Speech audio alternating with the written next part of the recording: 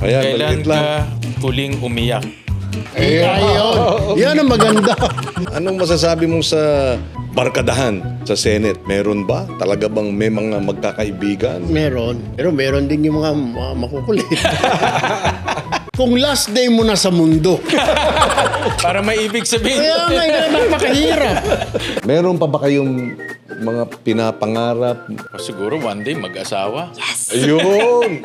Yun ang Oo nga gusto ko. naman. Tanong kanina Yes. kapag gusto Diba? itanong yan eh. Oo.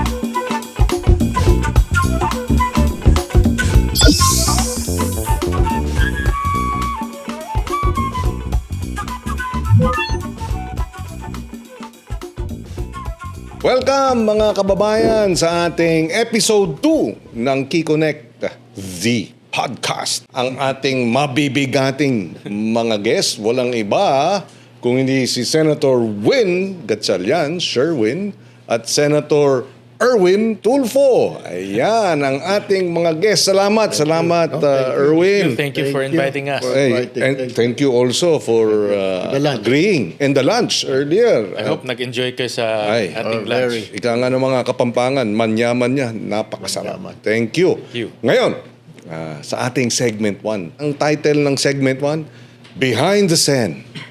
Di ba? Hindi behind the scene. Behind the scene. Oo, Galing tong gumawa. Behind the scene.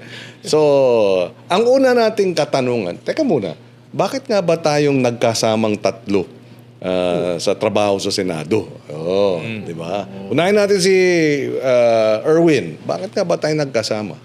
Sa Senado. Oo. Eh, actually, nung sa ABS ka, dumating Yes. ako sa ABS, magkasama na kami. Ayun. 1990s Wow, pa. tagal Yes. na. Oo, pagkatapos umalis ka, di ba? Yes. Got married, tapos nagka-private practice ka yata. That's right.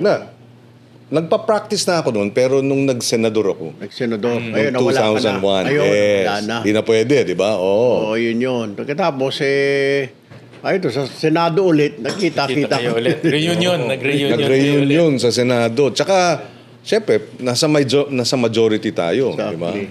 Tsaka, yung mga quorum, siya nagbibigay ng quorum. Sipag. Si Senator Erwin, napakasipag. Grabe. Yes. Oo. Saka pag pumupunta siya, talagang prepared. Nakita ko, prepared eh. Marami siyang mga note cards, Thank you, kompletos recados. Dapat lang. Saka madetalye, talagang kaya yung mga agencies ka lang handa kasi talagang ini-scrutinize niya yung mga agencies. At pag sinabi ni Senator Sherwin na detalyado at mabusisi, paniniwalaan mo dahil ganun siya eh. Diba? Lagi may dalang laptop eh. Oo. iPad. So behind the scene, tayo naman, nagkasama tayo, talagang pamurningan. Tayong tatlo.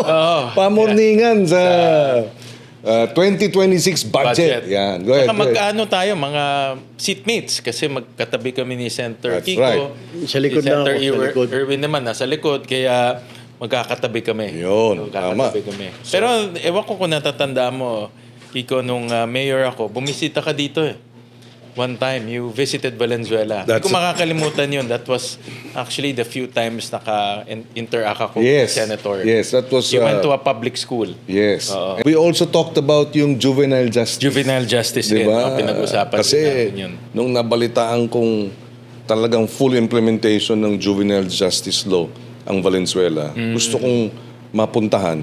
Kasi dapat yung ginagawa sa Valenzuela, ginagawa sa buong Pilipinas. Nationwide. Oo. At si Senator Erwin naman, nung mayor rin ako, very active siya sa mga labor issues. Ayun. So kung merong mga tumatawag kay Senator Erwin about labor issues, siya yung nagko-call ng attention namin. So marami tayong na-resolve nun, mga labor issues. I remember. Tsaka, madaling tawagan. Yung si Sen at saka yung kapatid niya. Yes, Nung yes. nag-mayor sila, madaling kausap. Kaya sarap tawagan eh. Hindi kaya ng iba.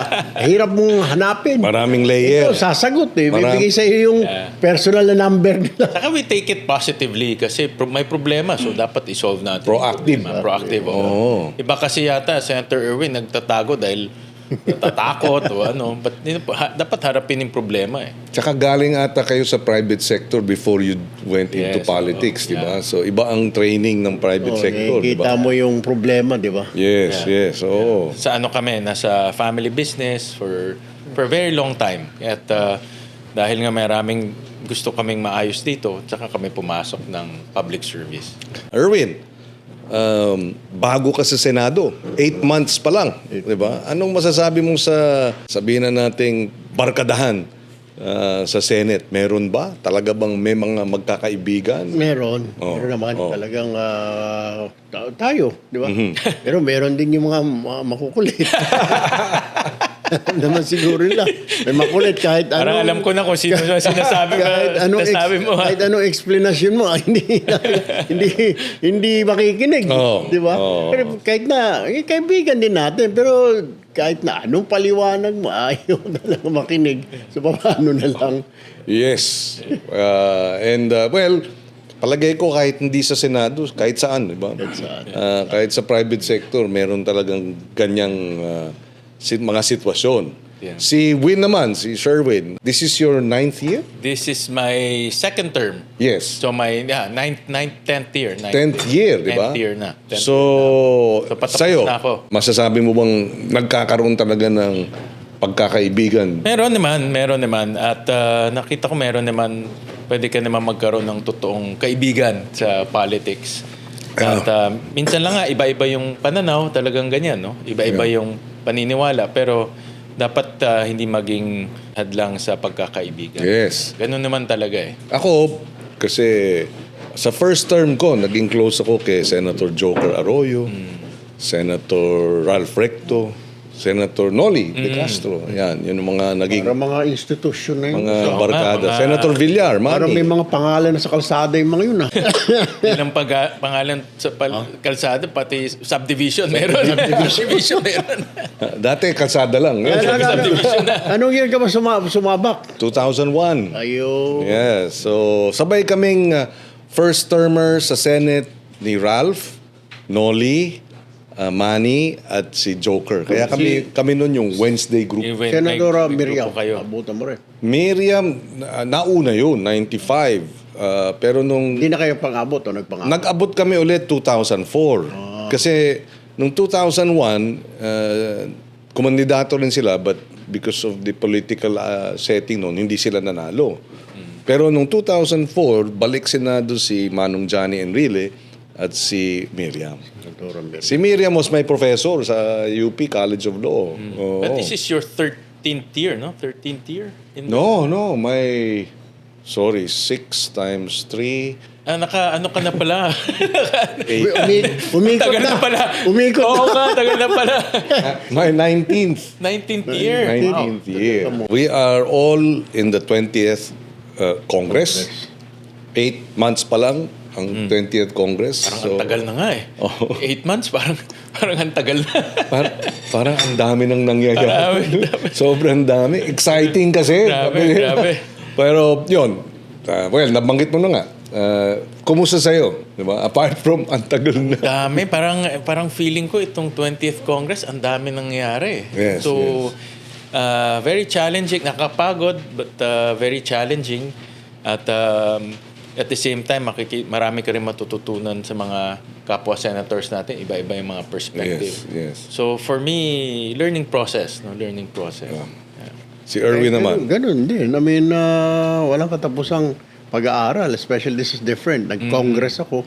Ngayon, Senate. Nag-cabinet ka pa. Nag-cabinet pa. So, ang lang, medyo frustrating yung mga naipangako natin ng eleksyon, di ba? Hindi nagagawa because nakafocus tayo sa other issues. Yeah. Maraming issues. More on politics. Yeah. Wherein, kagaya mo, yung mga agriculture, naniningil yung mga kababayan natin, agriculture, education, pinasukan ng mga politika, di ba? Pinasukan kung ano-ano na nandyan. So, nakaka-frustrate din, ano? Exactly. I mean, yung naipangako mo ngayon, naniningil na sila. You promised us this. Education, free health, nasaan na yun?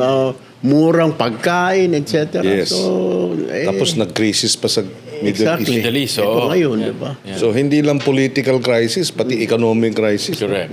World crisis. World, kaya mabigat, di ba? Mabigat. Oo. Correct. Kaya kaya dapat we have to stay focused. Yeah. Dahil marami talagang mga issues We cannot, na malabas. ika nga, we cannot drop the ball. Di ba? Kailangan sinasakyan natin ito kasi para we're on top of our game and not game, on top of, di ba, yung governance ng bansa. Kaya importante yan. Now, moving away from governance ng bansa, di ba? Pag-usapan naman natin yung tinatawag nilang work-life balance. Kasi nung panahon ko, wala yung ganung work-life balance. Work lang. Work, overwork, di ba? Pero ngayon, meron ng work-life Totoo yan. balance, di ba? So, unahin natin si Win.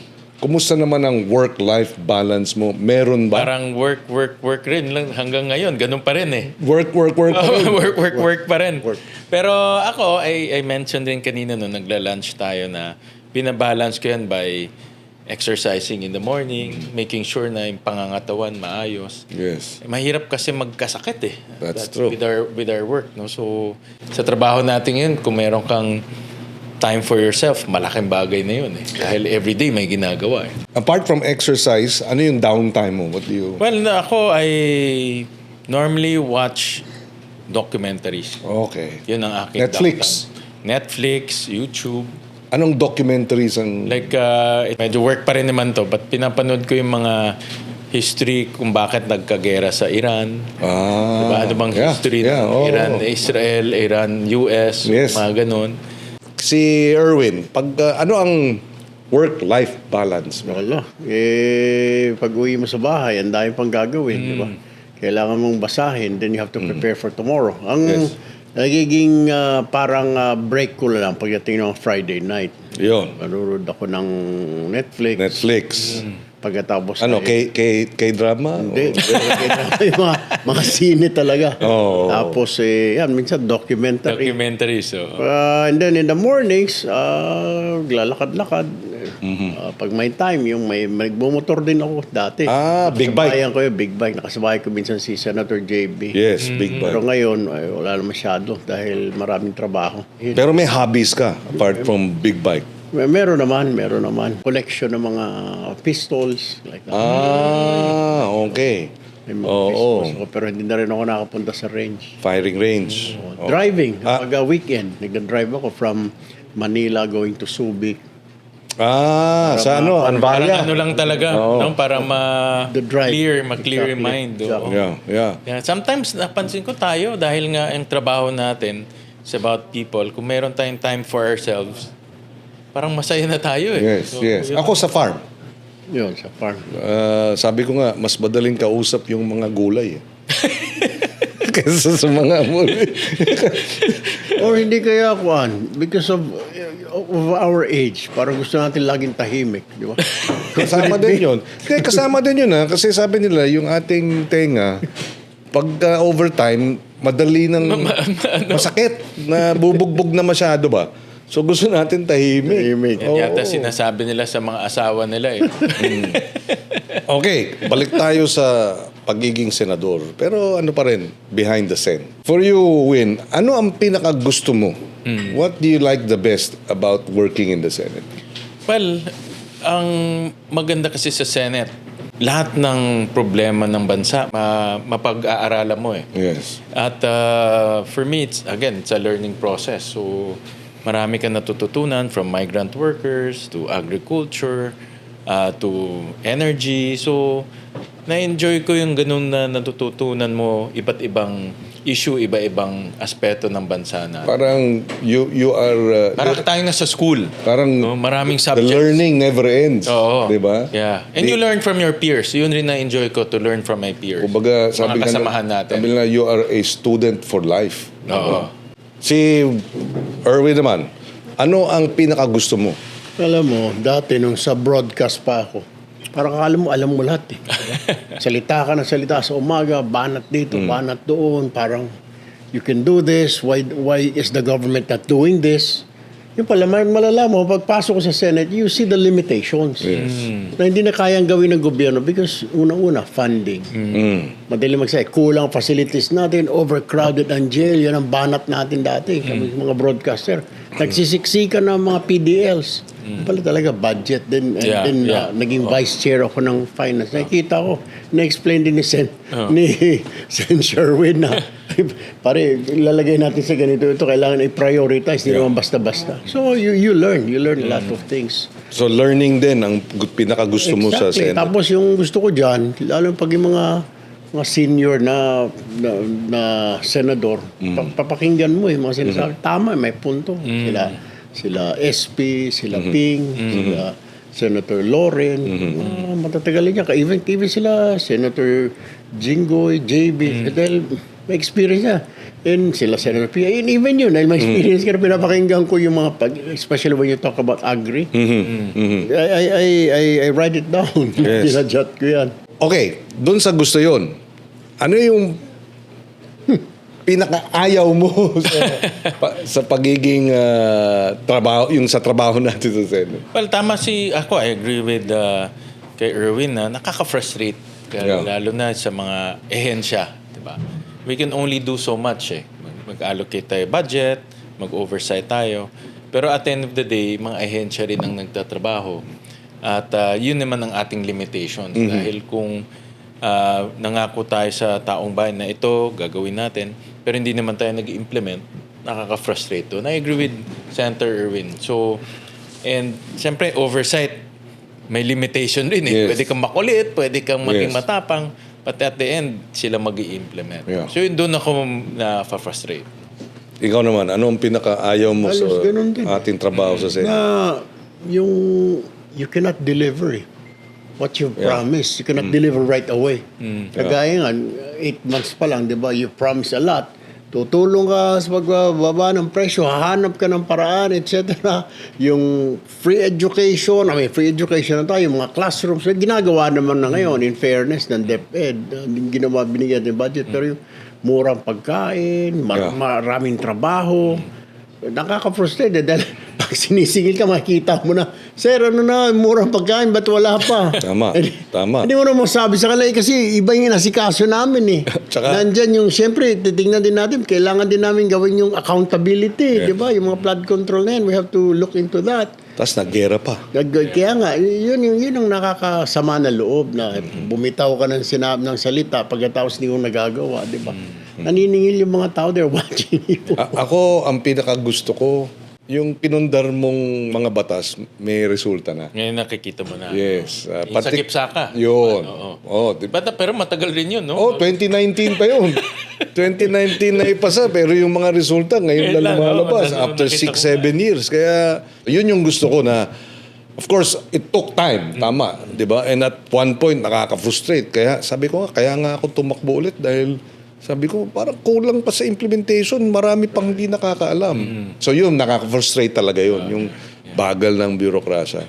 Ang pinakaayaw ko, yung plano mo sa batas at yung gusto mong mangyari at nandyan na yung batas, tapos hindi ini-implementa. Yeah.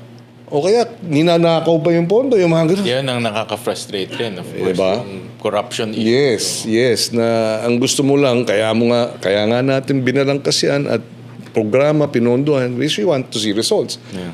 Tapos yung resulta, nawalang parang bula yung pondo. Diba?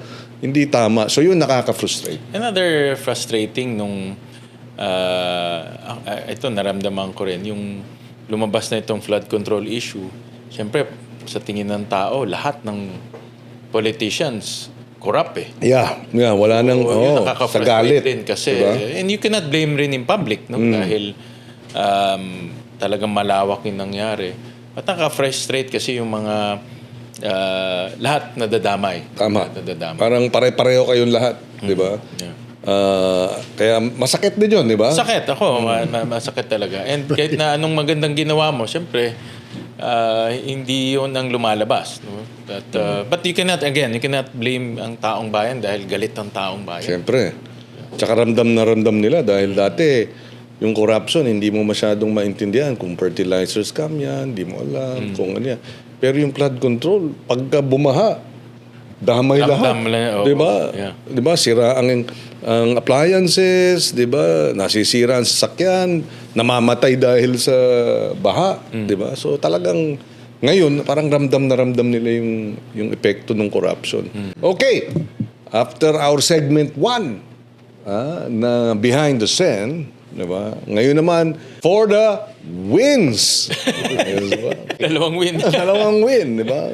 Now we go medyo personal level naman tayo ngayon. Parang, alam mo, marami sa ating mga kababayan kasi, siyempre, nakikita kayo bilang mga senador, pero ano ba ang nasa likod nitong mga ito? Sino ba sila? Ano ba ang mga personal na mga, ano nila, di ba? Mga experience, etc. So, ang tanong ko, for the wins, sino ang biggest influence sa buhay ninyo? Ayan. Unahin natin si Erwin. Yung pagiging journalist, broadcaster was my eldest brother, Mon. Okay. Kasi when I was 5, 6 years old, basa ng basa yan. Nag-newscast, pretending to be a newscaster. Pero journalist siya, Journalist. writer. Galing. So sabi ko, pag laki-laki ko, susundan ko yan. Yun. Pero in the same time, sakristan ako eh. Nung I was like 7, 8 years old. Okay. Siyempre nakikita mo yung pare everyday. Parang gusto mo yung buhay na yun. Yes. So what happened was like, sabi ko mukhang maganda ito. Seminaryo na lang ako. Then my mom's very religious. Ayun. Ay, mas maganda anak, magpare ka na lang kasi ang dami. Halos lahat kayo, pinapasok lahat. So kami lalaki, pinasok sa seminary, wala nagpare. Okay. So parang very frustrating para sa mom ko. So it's my mom. Pati yung pagiging nice to people, diba? Yung pagiging charitable kasi pangalan niya Caridad, di ba? Which means Charity. So laging may tao sa bahay namin na hihingi ng tulong everyday. That siguro is she's the number one influencer, ika nga. Kaya ka napunta sa charity work. I mean, sa public service. Public service. Public service, social Charity. welfare. Exactly. Yeah. And ano ang agwat ninyo ni kuya mo? 18 years. Laki rin, ha? 18. 18 years. O, 10 kami. Oh, wow. Kaya nga nung pinanganak ako ng mami ko, my mom was already in her late 40s. Nagalit si Kuya Mon. Galing siya dito sa Manila, sa San Pedro. Sabi ni, ano ba yun? Anak kayo ng anak. Pinakantsawan tuloy. Akala anak ko na yan. Nasuntok tuloy ng tatay ko sa nabungi. So, 10 kayong magkakapatid? Second to the youngest. Oh, The youngest pa. Yung youngest namin, talagang 20 years ang agwat nila. Ang layo pala, no? So, talagang... Dalawang dekada. Talagang kuyang-kuya. Diba? Okay. So, yun yung dalawang mga malalaking influence. Yun. Yes. Now, we go to Sherwin. Sa akin naman, my parents. Biggest influence in your life. My parents, kasi katulad ni Erwin, my mother is a pastor. Oh, okay. So, malaking influence sa akin dahil, of course, yung honesty, integrity, at yun ang dumikit sa aking isip all the way nung lumalaki ako. And then my father kasi comes from a poor family. So, hard work. So, dapat trabaho. At madalas niya sabihin, kung hindi ka magtatrabaho, walang mangyayari. So, yun ang kanyang philosophy. So, itong dalawang tao, malaking influence para sa akin. And so, yung religiosity and the integrity and then hard work. And hard work. Yun ang na-pick up ko sa kanila. Yun. Ano ang masasabi pala ninyong biggest achievement thus far sa buhay ninyo? At i-segue na rin sa biggest failure. Unahin ko na lang yung failure siguro. Talagang umiyak yung mom ko nung hindi ako nagpare. Ayun. After seminary. Ilang years ka sa seminary? 4 years. Ba, tagal din pala. Minor. Pero mo, you spend your high school years, doon ka lang, kasama puro mga lalaki kayo, walang mga girlfriend. So, nung nag-college ako, parang nakawala sa Aula. Iyak na nanay ko. Sinayang, sayang mo yung tuition fee na yan. Sana nag-public school ka na lang. Saan ka nag-seminar? Sa Palawan. Seminary? Sa Palawan. De San Jose. Achievement naman, yun, yung naging senador. It was also her. Who convinced me na takbo ka na lang kaya, mag-senador ka na lang. The reason why I joined politics, nasa broadcast ako dati. Yes. Kasi yung feeling ko, wala kang magawa na banat ka lang ng banat, tapos tawag ka, you call the attention of the agency. Oy, secretary, oy, director, oy, ganito, ganun. Pero parang lumalabas lang sa tenga nila, lalabas, walang ginagawa. Yeah. Sabi ko, pag naging politiko ka, then doon mo mararamdaman na pinagtawag mo, may power ka na, can you do this? Gagawin ka agad. Unlike pag nasa media ka, hindi, babanatan mo muna katakot-takot na banat para kumilos. Unlike dito sa atin, nagagawa mo ng paraan. Yes. You can call them, you can call for an inquiry. Yes, sir. Yes, very good. Biggest failure, biggest success. Sa akin naman, ang success, of course, nabigyan tayo ng opportunity to serve in the Senate. Yes. That time, nung pagtapos ko mag-mayor, nag-congressman ako for 1 term. Sabi ko, siguro pwede na ito kasi going to public service, parang malaking challenge na coming from a business family. Right. So sabi ko, pwede na ito. But at that time, sabi ko, last try na kung mananalo tayo ng national. Dahil marami naman ako natutunan sa local, pwedeng dalhin sa national. And nabigyan naman tayo ng opportunity. That was 2016. 16. Oh, yun. Sabay tayo. Yes, My nagsabay third tayo. term was your first term. Yes, so nabigyan naman ako opportunity. So for me, that's one of the biggest successes. And failure naman, nung nagtatrabaho pa ako sa family business namin, binigyan ako ng project ng dad ko, ito, tayo mo itong business. Nalugi. Nalugi. So in fact, I wanted to resign that time kasi sa sobrang kahiyan. Yeah. So, but again, it's a learning process rin. Sabi ng my mom actually ang medyo nagpa-calm down. Sabi niya, ganyan talaga negosyo. Minsan kumikita, minsan nalulugi. Yeah. But you have to just continue. Yeah. So that was a learning process sa akin rin. Pero sabi nila, it's really not so much a failure but a learning. Learning, oo. Diba? Yeah. Precious. But I wanted to resign at that time. Sabi ko, ayaw ko na magtrabaho sa family namin. Magtrabaho na lang ako sa iba. Kasi sa kahiyan eh. Yes, yes. Time. Pinag-isipan ko kung ano naging dahilan. And hopefully, hindi na maulit. Now, we go to, both of you have siblings in public service. Diba? Kumusta ang dynamics niyan? Meron bang, diba? Gandang tanong yan. Diba? Ano ang dynamics ng inyong being siblings sa politika? Meron ba? Okay lang. Lagi kami nag-uusap, di ba? Dahil mas nauna siya sa akin, si Sen. Rafi, nakonsulta ko lagi. Yeah, Usap kami. So I get advice from him. Kasi mas nauna siya. So that's, mas marami siyang alam. And then, Gaano kalayo naman ang agwat nyo sa edad? 3 years. So medyo okay. lang. Hindi 18. Hindi, ako sumunod sa kanya eh. Si Mon yung pinaka-eldest namin. So after Rafi, ikaw? Ako na. O di ibig sabihin, baka kayo rin ng mas close. Kami. Ayun. Oh. So sobrang close namin na siya yung nakatama nito yung mga bata pa. Iba yung laro namin eh. Yung gera, yung bato-batuhan, babatuhin mga blocks. mo eh. Yung bato. Kaya nagkakuha ako rito yun. Tama. Tinamaan ako rito. Katakot-takot na palo ang inabot sa tatay ko. Sabi ko sa kanya, nakikita niya ako, tanda ito, alaala na. Aawas-awas sa 7, siya At nasa least 10. meron kang lifetime souvenir memento sa Kayo ka-close eh. Okay, now we go to Win. Yeah, sa So akin- kayo, Yeah. apat kayo, no? Apat kami. But even nung nasa family business kami, ito maraming hindi nakakaalam. Hindi rin kami parating nag-agree with one another. Marami kaming, hindi kami nag-aaway Hindi kami nag-aaway. But hindi rin kami nag-agree sa maraming bagay. So, kagaya ni Erwin, we talk about it. We find a solution, compromise.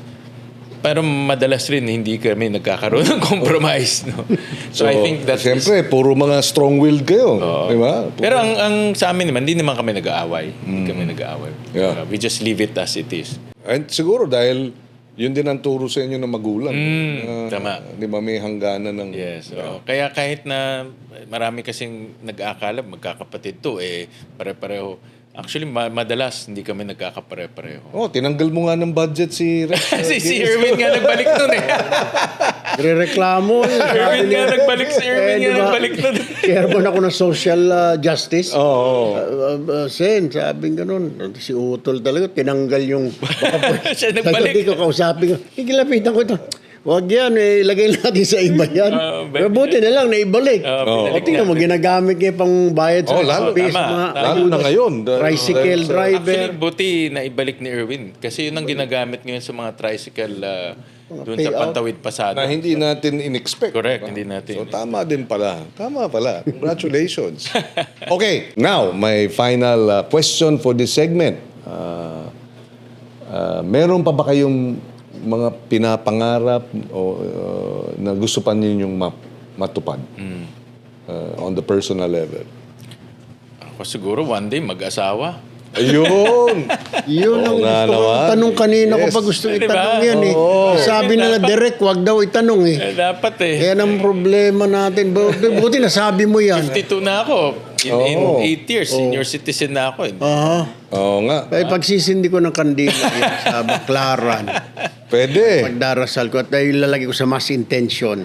Oo. That Senator, Lord, please help Senator Win find his forever. I'm sure si Lord makikinig sa'yo, Erwin, dahil sa Kistran ka, nag-ano ka before, Pero, seminaryo. May advice ako eh. Oh, Huwag kang mag-alala kung hindi nagkatuluyan sa iba. yan. Kasi parang ako, hindi kami nagkatuluyan sa iba, pero natuloy kami ni Sharon. Oo, di ba? Oo nga, oo. So, ibig sabihin, you're being reserved, the best is being I hope. Diba? Maraming naririnig ako na, mag-asawa ka na kasi pag may anak ka na, pagdating ng 18, 70 years old ka na.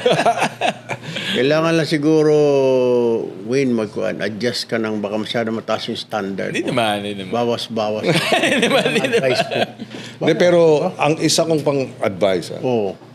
nung hindi na, and si Sharon ganun din. Oo. Diba? Alam naman ang storya nung, marami yung storya ni Sharon, diba? Maraming heartbreak, diba? So, it so happens, kaming dalawa, hindi pa kami nagkakakilala nun. Pareho lang ang aming dalangin. Sabi namin, Lord, pag ako ang naghanap, hindi natutuloy eh. So, bahala ka na. Ikaw na lang. Ikaw na. I surrender to you. Yung pala, yun din yung sinabi niya. Before we met, nag-surrender kami kasi nga, parang pag kami hindi natutuloy, nagkakaganyan, nauudlot, so Lord, ikaw na. Ayun. Then we met each other. 30 years na kami next month. Wow, Diba? congratulations. 30 years na rin siyang patay na patay sa akin. Congratulations. Edit out nyo yun. Baka umabot sa kanya. Yun. So, ikaw naman. Marami. Ano pa ang pinapangarap mo? Yung simple lang, Sen, yung mga kababayan natin, nakikita mo, di ba? Every day, yung pumipila sa mga politiko, humihingi ng tulong. Ang karamihan dyan, yung sa medical assistance. Yung talagang dapat sana maging yung universal health care natin. Na? One day, dadalhin nila ng tao yung card niya, ito yung pambayad ko, okay na. Hindi. Yeah. Kaya pupunta sa mga politiko, lalapit sa opisina, sa Senado, nakapila Na lang. dapat karapatan nila yan, di ba? Exactly.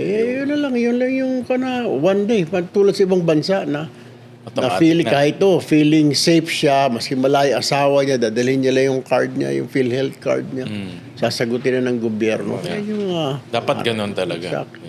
Tsaka, you can imagine, kahit yung middle class, pagka tinamaan ng malubhang sakit, mauubos lahat eh. Yeah. Exactly. Totoo yun. Na hindi dapat, di ba? Yeah, tama yun. So, well, we have several years more to go sa Senate. Ayusin natin, di Yeah, ba? pwede pa yan. Kayang-kaya pa. Okay, so after our segment 2, sa susunod, ang ating what is the answer?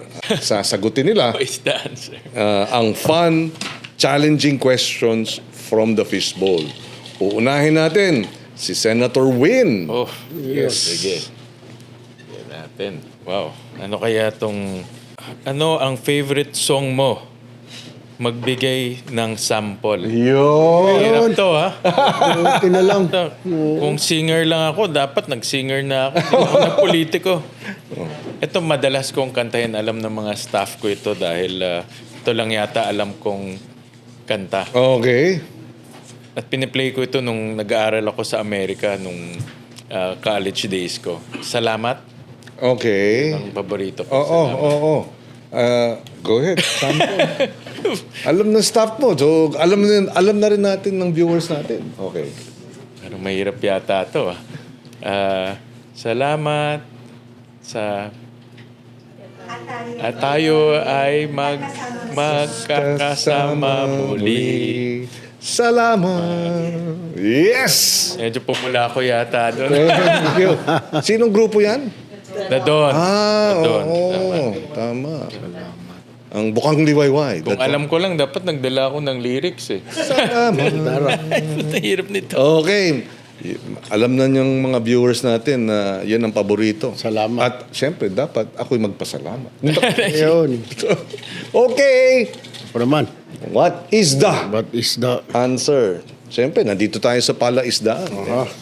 What is the answer? Ito, mas mahirap ito. Mahaba yung sa'yo eh. Mahaba. Kita mo yung kagad, napakahaba. Dalawang, Sino mo nag-isip nito?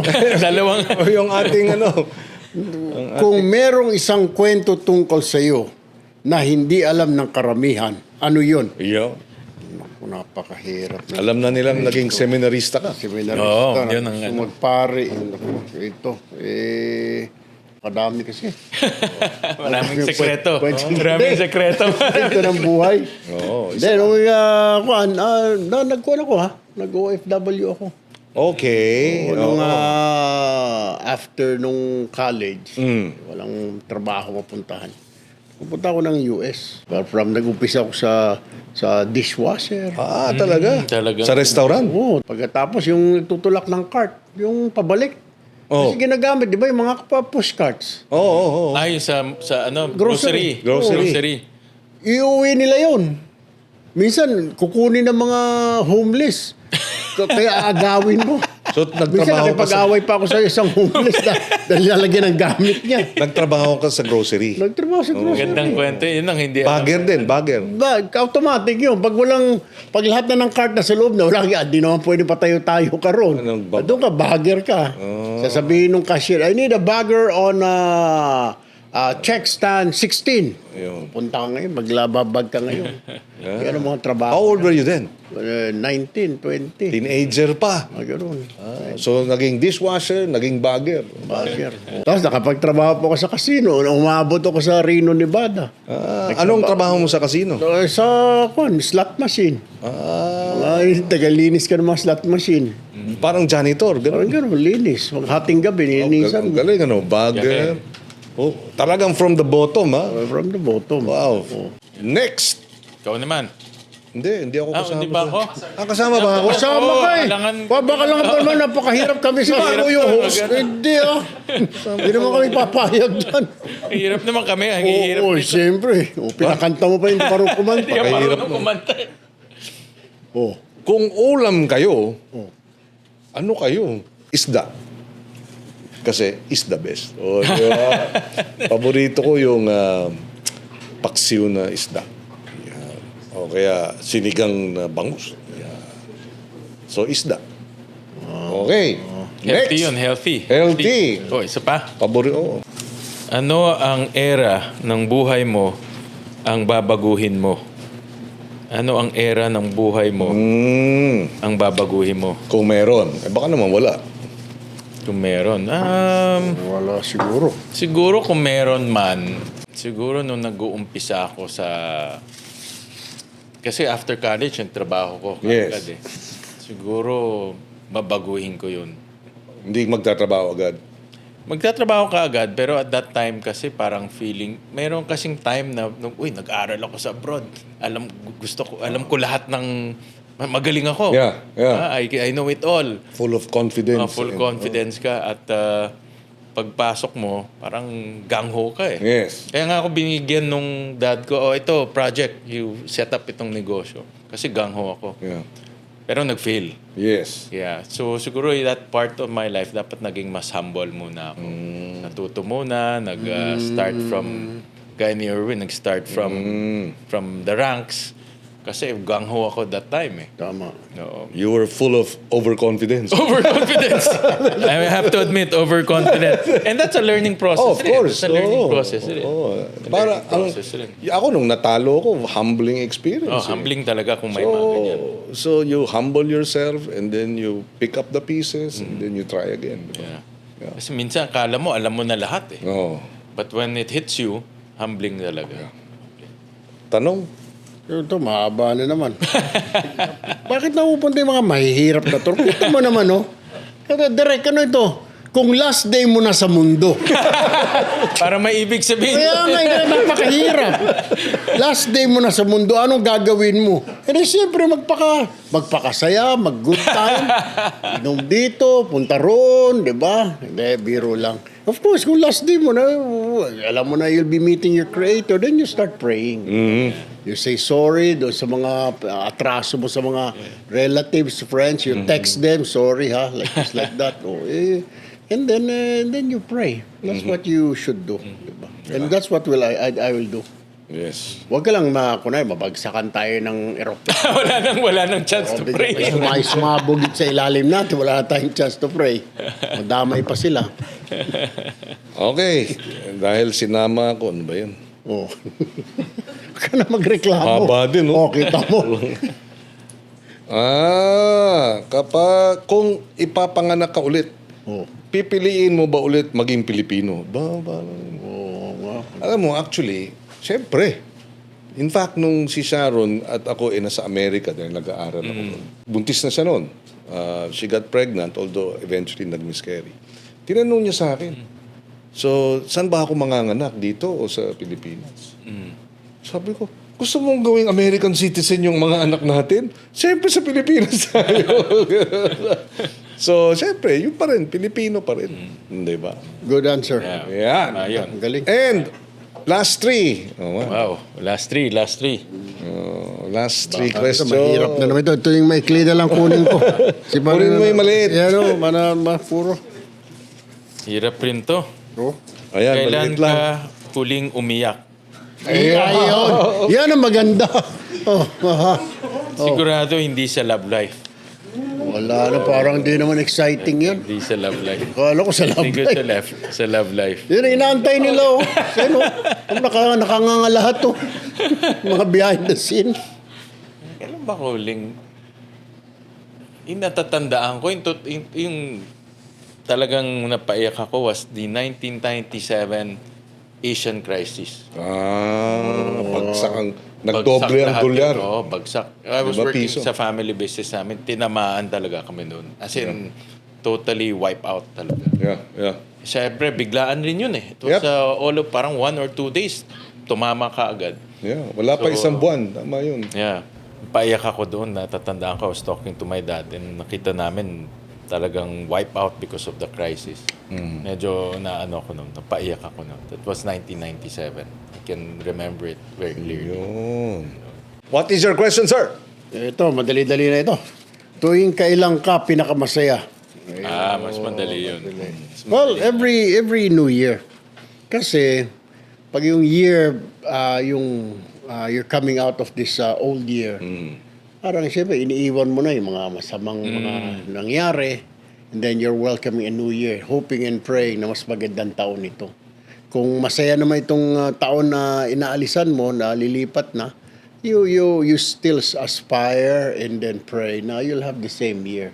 A better year, healthier year, di ba? Wala masyadong problema. So it's New Year. Yeah. New Year. Tama yun. Tama. New beginnings. Exactly. Ito, medyo mahirap-hirap yung sa akin eh. Magbigay ng tito joke.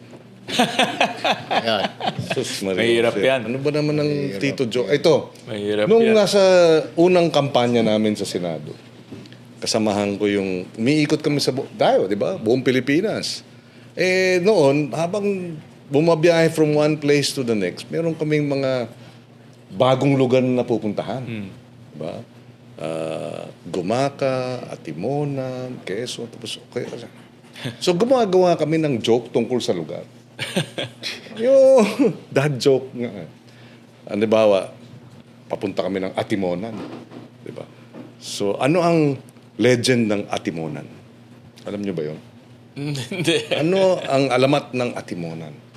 Nung unang panahon sa lugar na yan, dad joke to ha? Doon sa lugar na yun, maraming masyadong sobrang religyoso. Oh. Yung mga lalaki na sa seminarista, yung mga babae na sa kumbento. Di ba? Pero nagkataon, mas marami ang pumupuntang kumbento. Kaya maraming madre. Di ba? So, dahil maraming madre, laging ang nasasabi ng mga tao, ate mo, nan? Oo. Yung pala yun. Naman talaga naman. Tama nga yan, Tito Joke yan. Buwisit ka eh. Sa likod, tumawa ka eh. Oo nga. Oo nga, no, di ba? Yung ate mo, man. Tito joke nga yun. Tito joke. Yan yung mga joke ng mga corny. Tito joke nga yun. Ito, joke. Oo nga, oo Pero nga. Very totoong good. kwento na naggagawa kami ng mga joke. Wala kami magawa. Atimonan. Bumabiyahe doon. Oh, dito. Ano ang, di ba? Ano ang alamat ng lugar na ito? Okay. Hindi na nga naalala ko. Pag pupunta ako ng Atimonan, gagamitin ko. Meron pa ako isa. Sige. Last.